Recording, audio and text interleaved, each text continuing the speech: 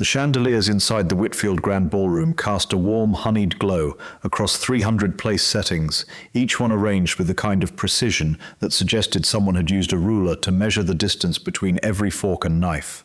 Crystal glasses caught the light and scattered tiny rainbows across the ivory tablecloths, and the air smelled of fresh-cut lilies and the faintest trace of expensive cologne. It was the sort of evening where even the waitstaff moved with choreographed grace, balancing trays of champagne flutes as though they had rehearsed every step for weeks.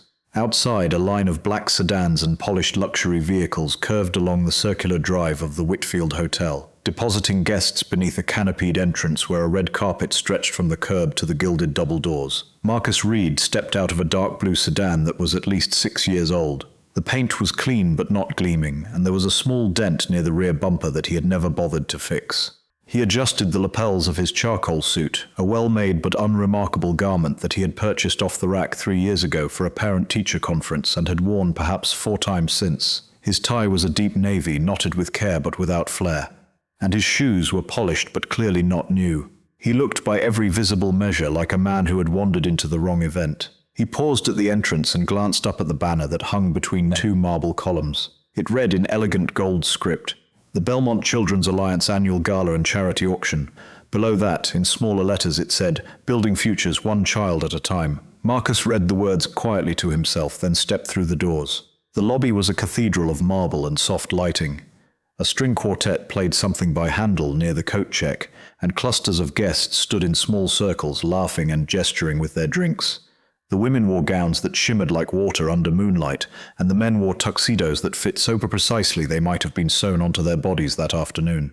Marcus moved through them like a stone dropped into a stream, drawing glances that lingered just a beat too long before sliding away. He made his way toward the main ballroom, where the auction items were displayed on long tables draped in black velvet.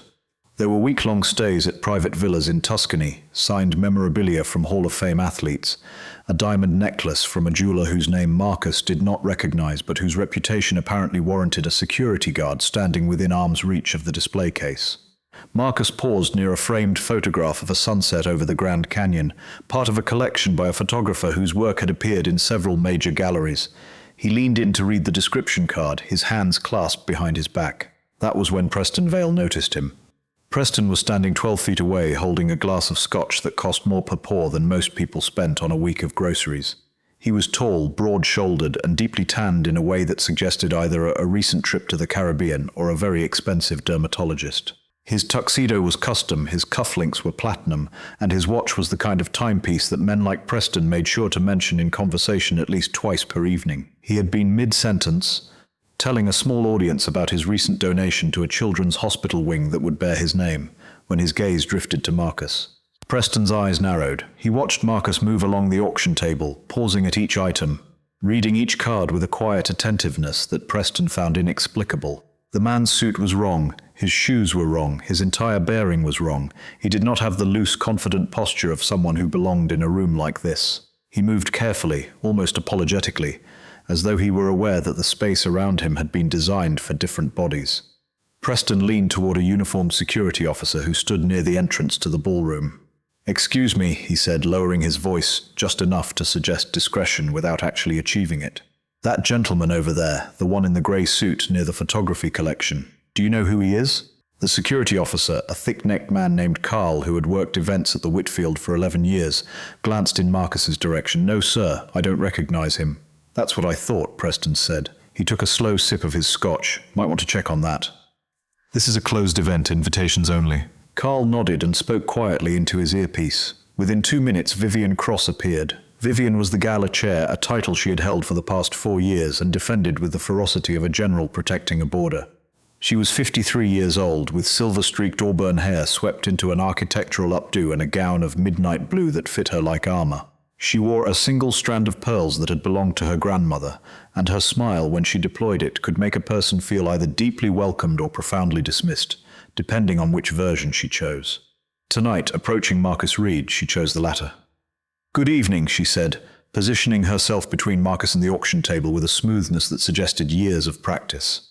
"I'm Vivian Cross. I chair the Gala committee. I don't believe we've met." Marcus turned to face her. He was not a tall man, perhaps 5'10", with close-cropped dark hair that was beginning to grey at the temples. His face was angular and weathered in a way that suggested time spent outdoors rather than in boardrooms. His eyes were brown, steady, and remarkably calm. "Marcus Reid," he said, extending his hand. "It's a pleasure." Vivian shook his hand briefly, the way one might handle a document of uncertain provenance. "Mr. Reid, I'm afraid there may have been a mistake with our guest list. This event is by invitation only, and I'm not seeing your name on our registry." "I was invited," Marcus said simply. "The invitation came through the foundation.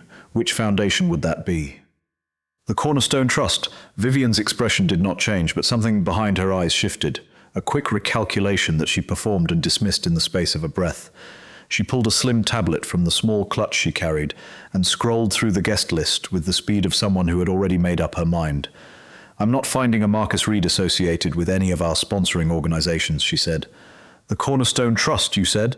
"I'm familiar with most of our institutional donors, and I don't see that name in our database. In fact, the Cornerstone Trust was in the database. It occupied a prominent position there, flagged with the kind of internal notations that indicated a donor of extraordinary significance.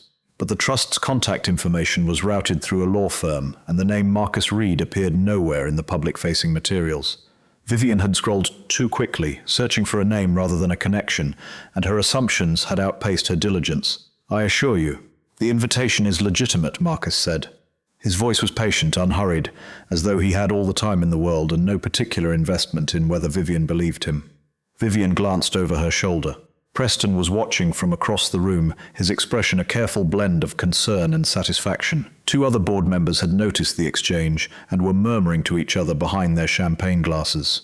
The string quartet transitioned into a new piece, something lighter and more buoyant, which only made the tension at the auction table feel more conspicuous. "Reid, I appreciate your understanding, but for the comfort and security of our guests, I'm going to have to ask you to step into the lobby while we sort this out." She gestured to Carl, who materialized at her elbow with the silent efficiency of a man who understood that his job was to move bodies without creating scenes. Marcus looked at Vivian for a long moment. His expression was not angry, not embarrassed, not pleading. It was something closer to resignation, the look of a man who had seen this particular performance before and had long ago stopped being surprised by it. "Of course," he said. He began to turn, then paused. "Is Amara Singh here tonight?" Vivian blinked. "Mrs. Singh is our program director. She's here in a staff capacity." "Why do you ask? I'd like to speak with her if possible." "I'm sure she's quite busy with event logistics," Vivian said in a tone that made it clear the request was being filed directly into a mental wastebasket. "Carl will show you to the lobby. We'll have this resolved shortly." Carl placed a hand near Marcus's elbow, not quite touching, and guided him through the ballroom toward the lobby doors. A few heads turned, a few whispers followed. Preston Vale raised his glass in a gesture that might have been a toast, or might have been a farewell, depending on one's generosity of interpretation. The lobby, compared to the ballroom, felt almost peaceful. The string quartet was muffled behind the closed doors, and the marble floors reflected the softer light of wall-mounted sconces. Marcus walked to a leather bench near the coat check and sat down. He placed his hands on his knees and looked at the floor for a moment, then raised his head and gazed at the lobby ceiling, where a painted mural depicted some classical scene involving clouds and figures in flowing robes. He thought about his daughter, Sophie. She was 11 years old, and she was at home right now with Mrs. Delgado from next door, probably reading a book about marine biology or building something elaborate out of cardboard and tape. Sophie had asked him that morning where he was going, and he had told her he was attending a dinner for a charity that helped kids. She had asked if the kids would be at the dinner, and he had said no, probably not. She had thought about this for a moment and then asked, with the devastating logic of an 11-year-old, why the people who helped the kids needed such a fancy dinner to do it. He had not had a good answer for that. Marcus had been a single father for 7 years, since his wife, Caroline, had died in a car accident on a rain-slicked highway outside of Richmond.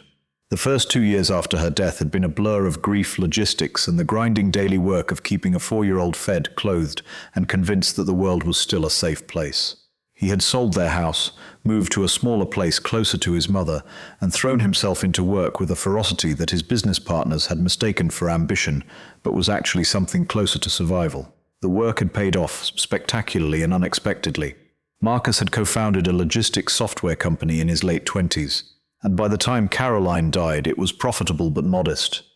In the years that followed, a series of contracts with major shipping companies had transformed the business into something worth considerably more than Marcus had ever anticipated.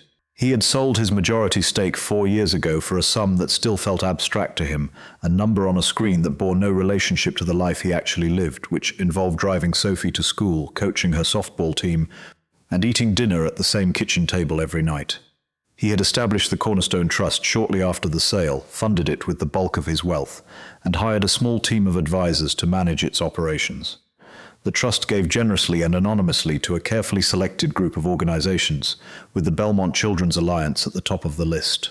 Over the past 3 years, the Cornerstone Trust had contributed more than $1.2 million to the alliance, making it by a significant margin the organization's largest single donor. Nobody at the Belmont Children's Alliance knew this, except for one person. That person was currently hurrying through the lobby with a clipboard in one hand and a walkie-talkie in the other, her dark hair escaping from a hastily assembled bun, and her expression suggesting that she had been solving problems non-stop for approximately 9 hours. Amara Singh was 38 years old, and she had been the program director of the Belmont Children's Alliance for 6 years. She was the person who decided which families received assistance, which programs were expanded, and which proposals were submitted to potential funders.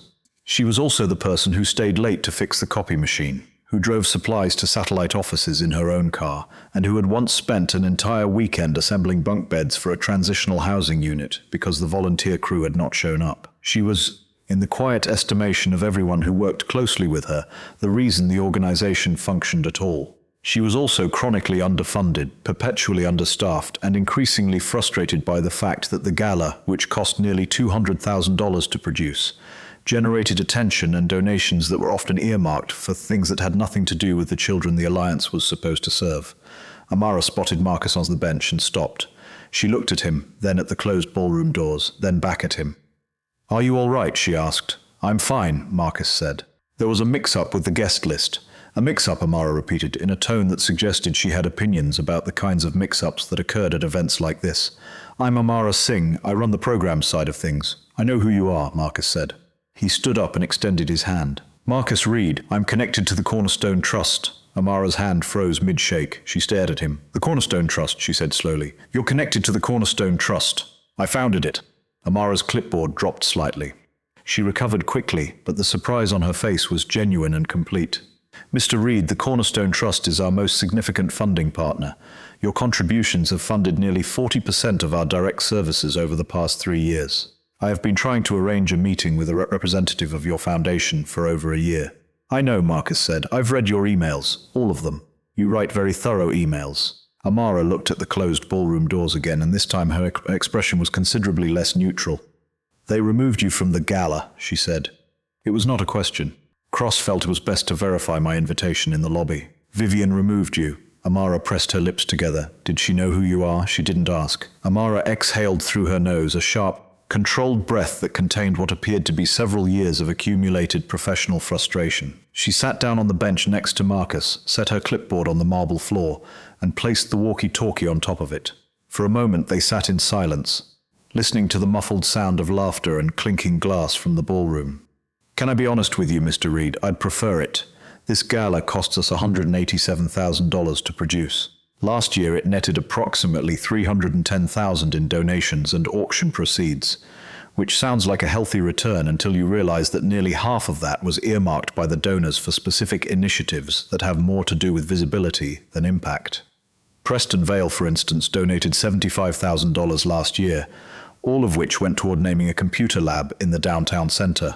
The lab needed $20,000 worth of equipment. The remaining $55,000 went towards signage, a dedication ceremony, a press event, and a bronze plaque. Meanwhile, I have 14 families on a waiting list for transitional housing support, and I cannot fund a single additional case manager." Marcus nodded slowly. "What would stable funding look like for you, if you could design it yourself?" Amara turned to look at him directly. Her eyes were dark and sharp, and they held the particular intensity of someone who had been asked a question she had been waiting years to answer. 3 dedicated case managers for the housing program. That's $195,000 a year. A full-time mental health counselor for the family services division, $85,000. Expansion of the after-school tutoring program to cover the East Side location, which serves a population that is predominantly underserved and has 0 alternative resources, $60,000. and a discretionary fund for emergency family needs, things like utility payments, car repairs, medical co-pays, the small crises that push families over the edge. 50,000 would change lives, real lives, not plaque lives. That's 390,000, Marcus said. I have it memorized down to the penny, Amara said. I have had it memorized for 2 years. I present a version of it at every board meeting. It gets tabled every time in favor of discussions about donor engagement strategy and brand positioning. Who controls the budget allocation? Officially, the board. Practically, Vivian. She chairs the finance subcommittee in addition to the Gala committee. She believes, sincerely and absolutely, that the organization's future depends on cultivating major donors through high-profile events and naming opportunities. She is not wrong that donor relationships matter. She is wrong about almost everything else. Marcus was quiet for a moment. He looked at his hands, which were clasped together between his knees. They were not the hands of a man who spent his days in offices. There were calluses on his palms from yard work and the rough spots that came from years of coaching softball, throwing batting practice in the backyard with Sophie. I came tonight because I wanted to see it, he said. I wanted to see where the money goes, not the reports, not the spreadsheets, the room, the people, the priorities. And what do you see? Amara asked. Marcus looked at the ballroom doors. I see a room full of people who are very good at performing generosity. Amara let out a sound that was almost a laugh, but not quite. That is the most accurate description of this event I have ever heard. Your emails, the ones you've been sending to the foundation, you've been asking for a meeting to discuss reallocating existing funds toward direct services. Is that right? Yes, I've sent 4 formal requests. Each one was acknowledged by your legal team, and then, respectfully, nothing happened. That's because I told them to wait, Marcus said. I wanted to come here first. I wanted to understand the organization from the inside before making any decisions about changing the terms of our support. Amara studied his face. And now that you're here, now that you've been escorted out of the building by the woman who controls the budget, Marcus almost smiled. It was a small, private expression, the kind of smile that a person makes when a complicated situation has just become remarkably simple. Now I have a very clear picture. Inside the ballroom, the evening was reaching its crescendo. The auction had begun in earnest, led by a professional auctioneer named Gerald Hastings, a silver-haired man with a voice like warm honey and a gift for making wealthy people feel competitive about their compassion. The Tuscan Villa Week sold for $22,000. The diamond necklace went for $31,000. The signed memorabilia collection fetched $18,000 from a man in the third row who raised his paddle with the casual indifference of someone ordering a second appetizer. Preston Vale was in his element. He sat at the center table directly in front of the stage, surrounded by associates and admirers who laughed at his jokes and nodded at his observations. He had already won 2 auction items, a private wine tasting experience for 12, and a custom portrait session with a renowned photographer, and he made sure to announce each victory loudly enough for the surrounding tables to hear. That photographer did the cover of 3 national magazines, he told the woman to his left, who nodded with practiced enthusiasm. I'm thinking a family portrait, something for the lake house, maybe with the dogs. He paused and glanced toward the ballroom entrance, as though confirming that the earlier unpleasantness with the man in the grey suit had been fully resolved. Satisfied, he returned his attention to the stage. Gerald Hastings adjusted his microphone and cleared his throat. Ladies and gentlemen, we have reached a very special moment in this evening's program. As many of you know, the Belmont Children's Alliance depends on the extraordinary generosity of its donors, not just for individual programs, but for the foundational support that allows this organization to plan, to grow, and to fulfill its mission year after year.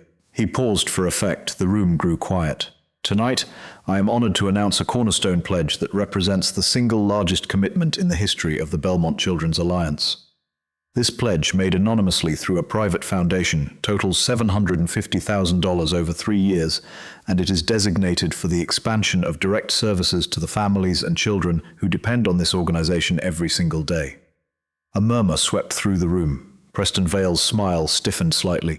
He had been planning to announce his own pledge later in the evening, a generous but considerably smaller commitment of $100,000, accompanied by remarks he had been rehearsing in his bathroom mirror for a week. $750,000 was a different category entirely. We have been in communication with the donors' representatives, Gerald continued, and tonight, for the first time, we have the opportunity to acknowledge this extraordinary benefactor publicly. I'd like to invite the representative of the Cornerstone Trust to the stage.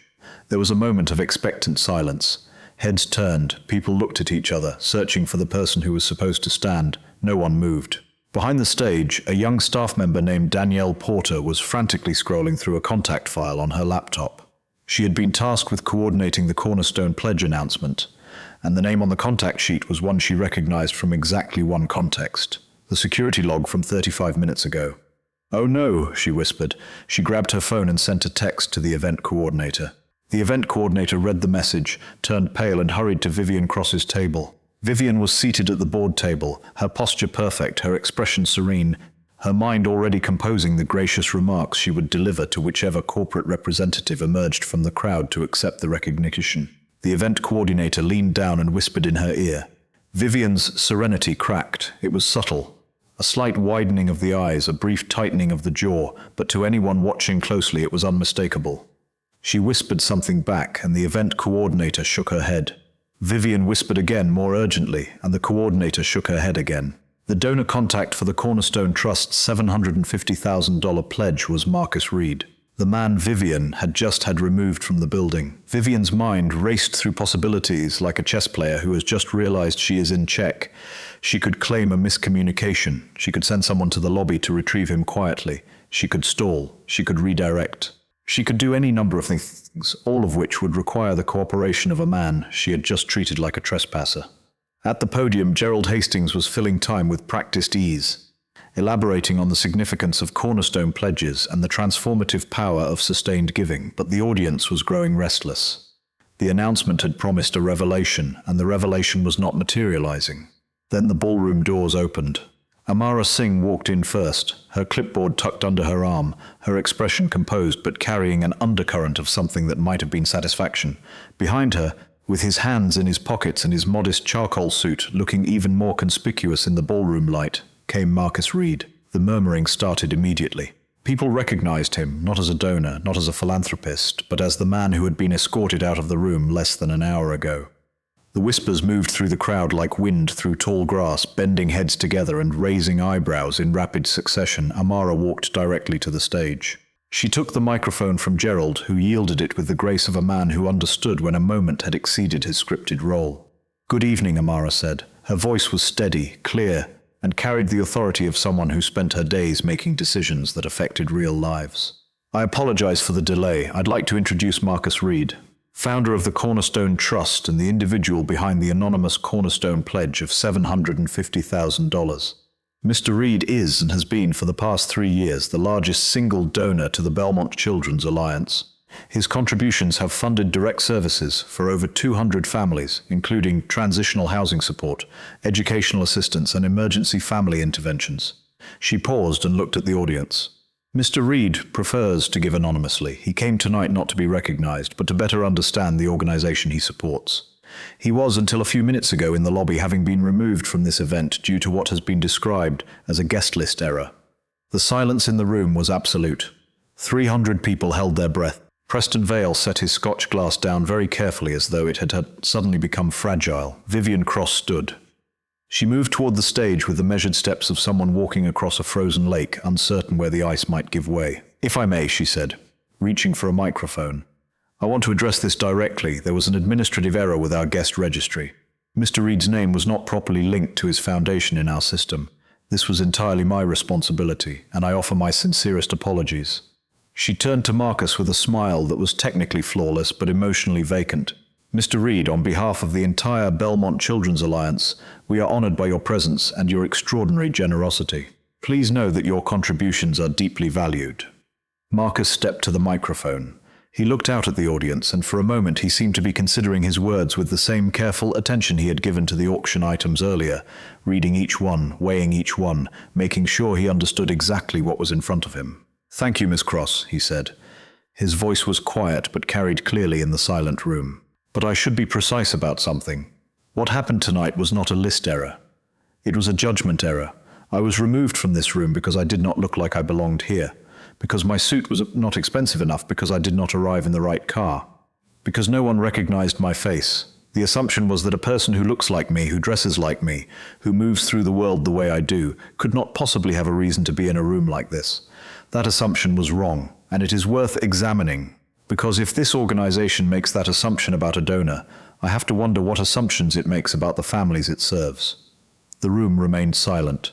Somewhere near the back, a waiter holding a tray of desserts stood perfectly still, as though he had been turned to stone. Preston Vale shifted in his chair. He leaned toward the man next to him and said, in what he believed was a whisper but was actually audible to everyone within a 12-foot radius, "Well, this is certainly dramatic." Marcus looked at Preston. It was a brief, direct look, the kind that does not need words to convey its message. Preston stopped talking. "I want to be clear," Marcus continued. "I am not withdrawing my pledge. The Cornerstone Trust remains committed to the Belmont Children's Alliance and to the children and families it serves. But I am changing the terms of the commitment, effective immediately." He reached into the inside pocket of his charcoal suit and produced a single folded piece of paper. He had written these terms in the lobby on the back of a program guide, while sitting on the leather bench and thinking about his daughter's question about why people who helped kids needed a fancy dinner to do it.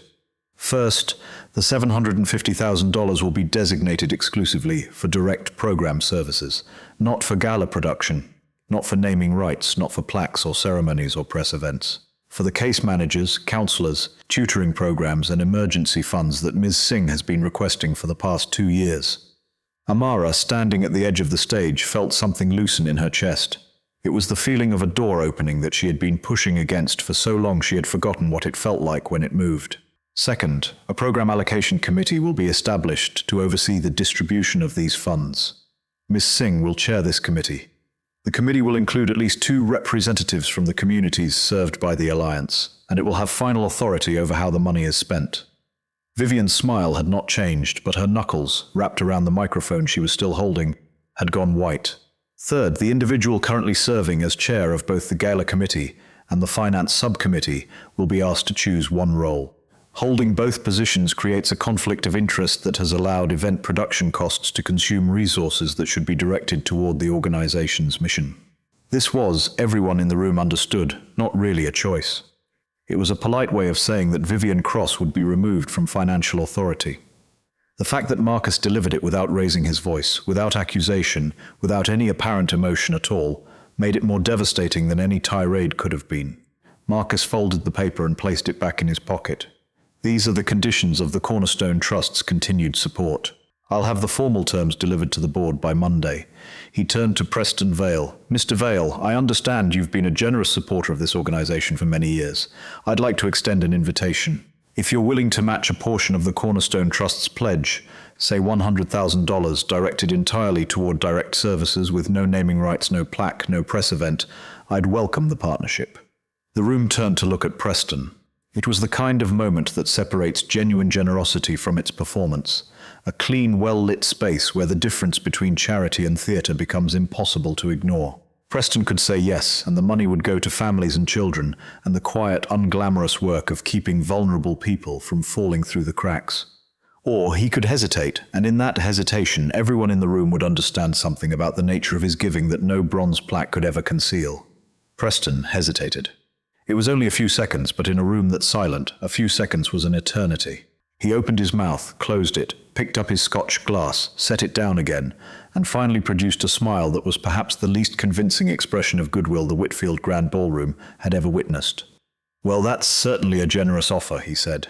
"I'll have to discuss it with my financial team. These things require proper planning, of course." "Of course," Marcus said, and the 2 words cost carried a weight that made Preston look away. The rest of the evening unfolded with the strange, charged energy of an event that has been fundamentally altered by an unscripted moment. The auction continued, but the bidding was quieter, more thoughtful. Gerald Hastings, seasoned professional that he was, adapted his patter to match the room's shifted mood, emphasizing the programs, that the proceeds would support rather than the luxury of the items themselves. Vivian Cross spent the remainder of the evening at her table, maintaining a posture of composed dignity that cost her more effort than anyone around her would ever know. She spoke to no one about what had happened. She smiled when people approached her. She sipped her water. She did not touch her champagne. Internally, she was conducting a rapid and unflinching inventory of her position, and the conclusions she was reaching were neither comfortable nor avoidable. The board members began to talk among themselves in the way that board members do when a significant shift is underway. Quiet conversations in corners, carefully worded text messages under the table, the kind of consensus building that happens not through formal votes but through the gradual alignment of private opinions. By the time the dessert course was served, the general shape of the outcome was already clear. The board would accept Marcus's conditions. The program allocation committee would be established. Amara Singh would chair it. Vivian Cross would be offered the choice that was not really a choice, and within a week she would step down from the finance subcommittee, retaining her role as gala chair, but losing the authority that had allowed her to prioritize spectacle over substance for the better part of 4 years. Marcus did not stay for dessert.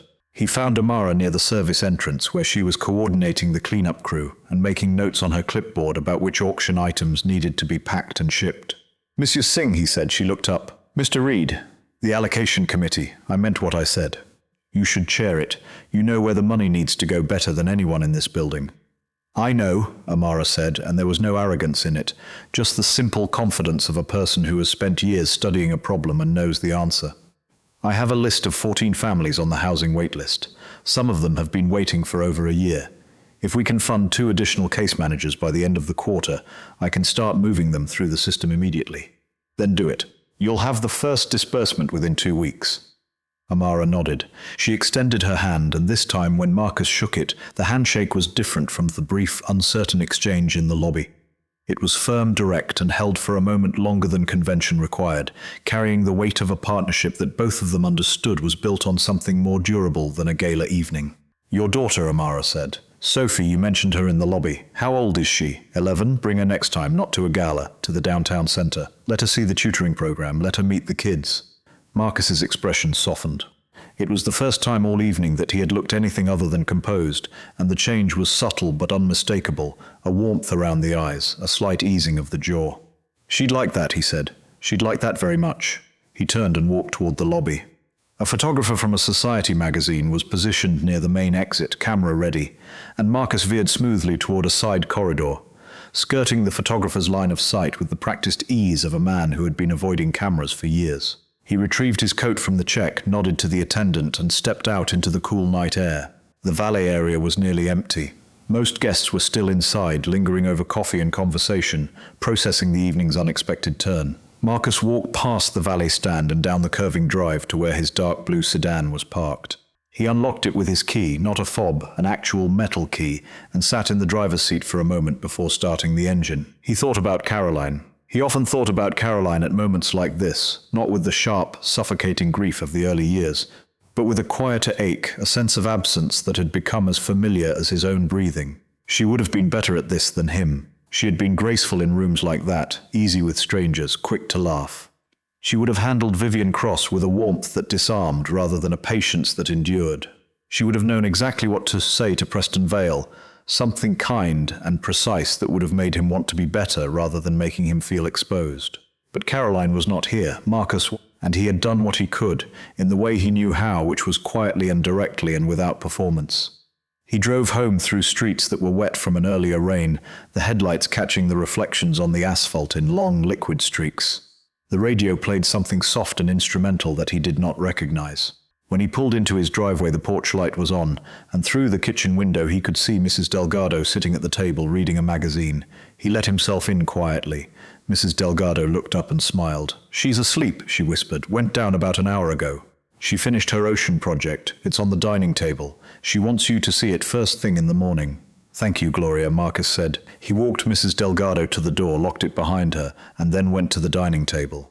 Sophie's project was a detailed diorama of a coral reef, built inside a shoebox with painted fish cut from cardboard and real sand glued to the bottom.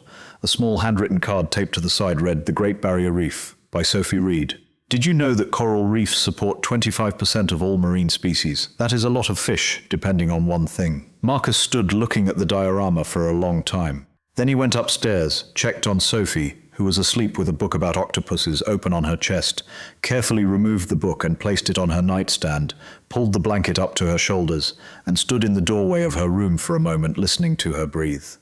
A lot of fish depending on one thing. He went to bed. The next morning, in a small office on the 3rd floor of a converted warehouse that served as the downtown headquarters of the Belmont Children's Alliance, Amara Singh arrived at 7:15, 45 minutes before anyone else. She set her bag on her desk, hung her coat on the hook behind the door, and turned on her computer. While it booted up, she opened the bottom drawer of her filing cabinet and pulled out a folder that was thicker than any other folder in the drawer. It was labeled Waitlist, Housing, and it contained the files of 14 families. She spread the files across her desk and began to read through them one by one, refreshing her memory of each situation. The Martinez family, a mother and 3 children who had been living in a motel since February. The Campbells, a grandmother raising 2 grandchildren in an apartment with a broken furnace and a landlord who refused to make repairs. The Fosters, a father and 2 sons who had lost their home after a medical bankruptcy. Each file contained a story dense with detail and need, and each story ended the same way: status, waitlisted, pending funding. Amara picked up her phone. She scrolled through her contacts until she found the number she was looking for. It was early, and she was not sure anyone would answer, but she dialed anyway. The phone rang 3 times. A woman's voice answered, groggy and cautious, the voice of someone who had learned to be wary of early morning calls. "Mrs. Martinez, this is Amara Singh from the Belmont Children's Alliance. I'm sorry to call so early. I have some news about your housing application." There was a pause. When Mrs. Martinez spoke again, her voice was tight, braced for disappointment. She had been waiting for 5 months. She had been told to be patient. She had been told that funding was limited. She had been told all the things that organizations tell people when the answer is not yet but might never be. "Yes," she said. Amara looked at the folder. She looked at the 13 other folders spread across her desk. She thought about Marcus Reid, sitting in a ballroom lobby in a suit that cost less than the centerpieces on the Gala tables, changing the terms of a $750,000 pledge on the back of a program guide. She thought about Vivian Cross's white knuckles and Preston Vale's hesitation. She thought about the coral reef in a shoebox on a dining room table, and all the fish depending on one thing. "Mrs. Martinez," she said, "I am calling to tell you that we have secured funding for your case. I'd like to assign a case manager to you this week. We're going to get you and your children into stable housing." The sound that came through the phone was not a word. It was something deeper and more raw than language, a sound that contained 5 months of motel rooms and uncertainty and the particular exhaustion of a mother who has been holding everything together by force of will alone. Amara held the phone and listened and did not rush to fill the silence with reassurances or logistics. She simply let the moment be what it was. Then quietly she said, "We'll take it from here." She hung up the phone, set it on her desk, and looked at the next folder. She opened it. She picked up the phone again. Outside the window, the morning light was moving across the city, touching the rooftops of the buildings where the families on Amara's waitlist lived and waited and hoped. It was an ordinary morning in almost every respect. The traffic moved. The coffee shops opened. The buses ran their routes. But in a small office on the 3rd floor of a converted warehouse, something had shifted, something quiet and structural and real, and the effects of that shift were already rippling outward, folder by folder, call by call, family by family, into the lives of people who would never know the name of the man in the charcoal suit, who would never attend a gala, who would never see a chandelier scatter rainbows across ivory tablecloths, but who would, because of what had happened in a marble lobby on a Tuesday evening, find themselves a little closer to safe ground. Amara picked up the phone and dialed the next number. The morning continued. The work went on.